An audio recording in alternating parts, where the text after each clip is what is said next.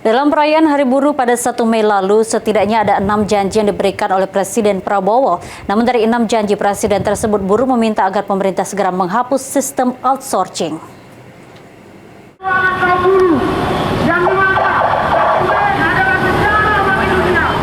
Perayaan Hari Buruh pada 1 Mei lalu menjadi sebuah momentum bagi para buruh di tanah air.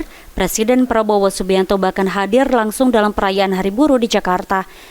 Dalam kehadirannya, Presiden menjanjikan 6 poin kepada para buruh, diantaranya pembentukan Satgas PHK, membentuk Dewan Kesejahteraan Buruh Nasional, dan menghapus outsourcing, serta juga menyempurnakan Undang-Undang Ketenagakerjaan. Namun dari 6 poin janji Presiden kepada buruh di Sumsel tergabung dalam Federasi Serikat Pekerja Parkrab meminta kepada Presiden untuk mewujudkan penghapusan outsourcing di dunia pekerjaan. Di percaya ya dihapus outsourcing. Nah, itu sudah disampaikan oleh Pak Prabowo sendiri. Oke, itu kita minta segera Pak ya? Iya. Kenapa Pak? Ya kan pekerja ini salah satu yang diharapkan adalah kenyamanan kerja. Alwi juga berharap agar pemerintah provinsi dan kabupaten kota di Sumsel dapat memperhatikan lagi buruh di Sumsel sehingga bisa lebih baik. Tim Liputan PAL TV.